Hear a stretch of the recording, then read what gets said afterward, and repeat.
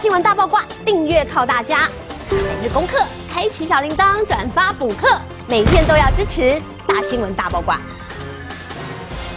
林静怡说 ：“No， 我没有享受特权哦。”但是逆风的乌鸦就说：“是他先呼吁大家不要直接冲急诊，结果反而是他自己要冲吗？好，叫大家不要冲，因为我要冲，是这样吗？好，那林静怡就说他自己就医检查的过程完全与一般民众一样，一直到他最后有被问到什么职业的时候，他也只说是政治工作者，强调我不是那种会到处亮身份的人。”所以他是一般人，我们连一般人都不是姚明。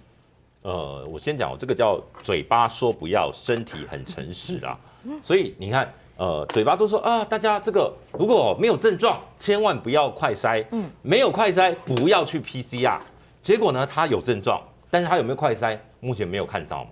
那他就直接去急诊室。那奇怪了，自己是其实我比较好奇是说，他自己是医师啊。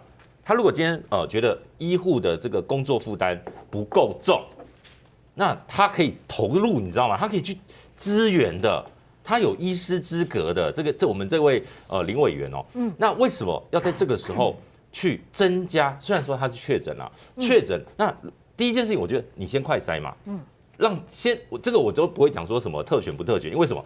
国会议员本来就有特权，国会议员就是有特权。我举一个很简单的例子啊，昨天我也讲过嘛，快筛试剂，你有看过立法委员他们去抢购吗？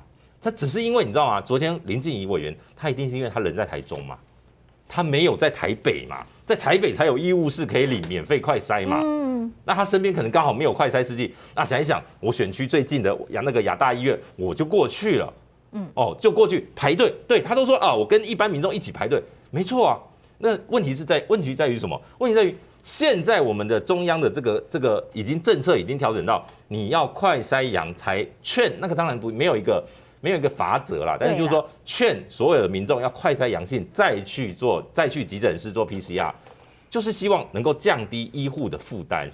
可是委员，因为委员他想去哪里就可以去哪里，委员很大的，他不用讲他是委员，你觉得这个医院的人会不认识他吗？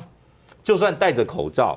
我会认不出这就是台中第2选区的当选，今年1月份当选的民进党新科立委林静怡吗？我相信在这个选区，这一家医院是在他的选区里面我相信有一点智慧的人，就说他基本上不会认错，这就是林委员，就算他没有讲说我是委员，拜托，病历你一开始健保卡插下去就有林静怡3个字，好不好？所以。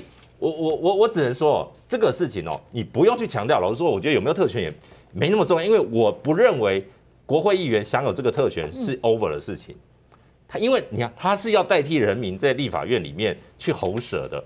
只是重点来了，重点就是你应该要帮医护争取权益，在这个时间点，你却变成去打脸你自己曾经说大家没事不要去急诊室造成医护负担，你自己双标。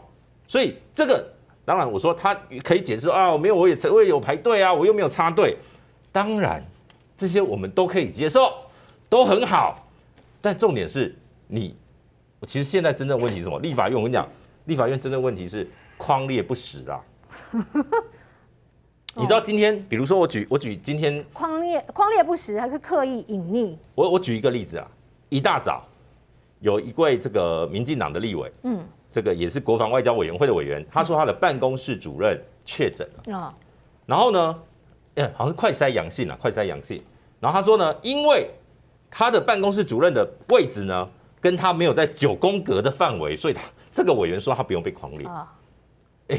他们每天在同一个办公室里面，可是不是9宫格，只是不在9宫格，对，他可以自己解释说他不用匡列。但是呢。他今天在这个国防外交委员会，他是用视讯质询。今天只有3个委员视讯质询，一个是林静怡委员，一个是蔡适颖委员，这2个是确诊的。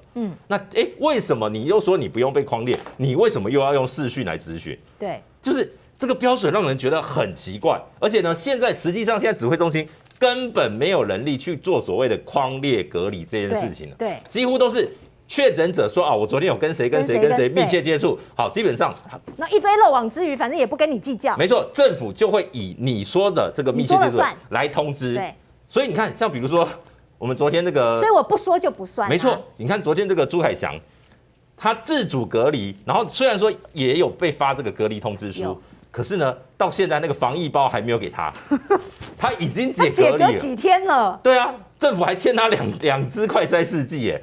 所以你看，这就是我们可以理解为什么，因为现在基层人力真的不足，这个我们都可以理解。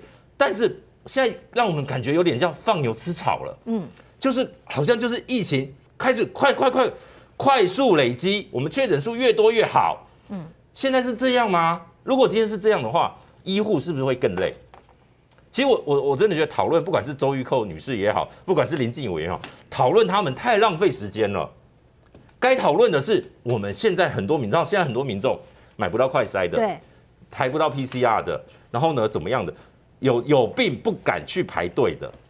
其实有很多民众很有同理心，希望能够让需要的人优先去排，但没有。结果我们才发现，原来有特权的人都很懂得使用自己的特权。这才是我觉得我们最悲哀的事情。这些特权份让他过去，其实我就像之前 Coco 姐的时候，我主张的，所有民众就要比照。你现在你只要发现你咳嗽带痰，请到急诊室，说因为林静怡委员也是这样，是啊，因为我买不到快筛剂，对，我买不到快筛啊，你要我怎么先快筛？可是这样一比照就更惨啊，直接去更爆。不，委员示范啦，世界看好了，林委员只示范一次哦。所以，我老实说，这是有时候是我们小老百姓的悲哀。对，你看到这些特权人，他们都没有任何的悔意也好，或者说愧疚之意。可是小老百姓，其实我每天看到民众在药局前面大排长龙。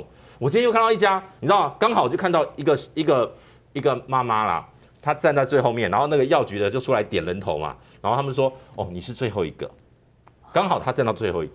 然后呢，这时候那个药局的那个工作人员说，今天那个邮局还没配送，就是早上他们在排队的时候，那个货还没到，然后大概还要等15，在那边安抚这个排队的民众。然后这时候旁边又有一个男生走过来说，还有吗？还可以排吗？他说不好意思，排满了。每天在上演啊，每天在我们北部的每一个城市上演。不是，就是每天在碰运气嘛。今天是快筛实名制上路第7天，1个礼拜哦。对。上帝可以用7天造世界哦。我们的这个快筛实名制到了第7天，很抱歉，买不到的还是买不到，生不出来，对，怎么办？抢不到，怎么办？为什么中南部有多余的量能，你不能往北部送？那78剂你不能增加到150剂给北部的朋友？为什么？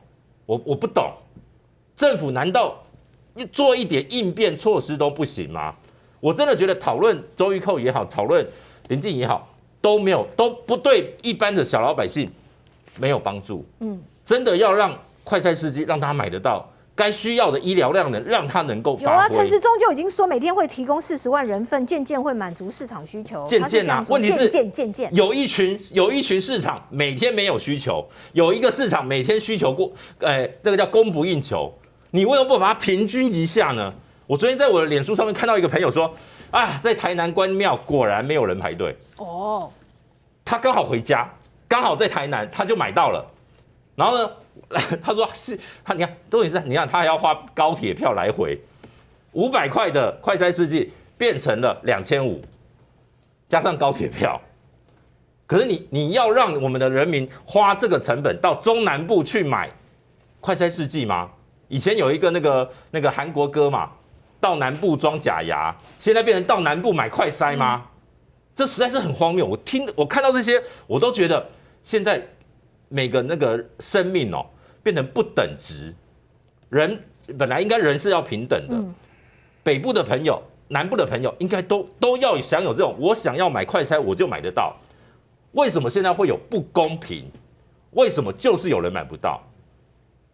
我真的觉得指挥中心要好好检讨这个部分，否则小老百姓能排队的时间有限。这里帮你大家科普一下，有些人可能还不知道，旺旺水神微酸性电解次氯酸水与病毒细菌作用打架完之后呢，就变成了水，温和不刺激，它比酒精跟漂白水呢更环保，适合长时间多次频繁的使用。请赶快上快点购，买的时候记得输入我的推荐代码就有折扣哦。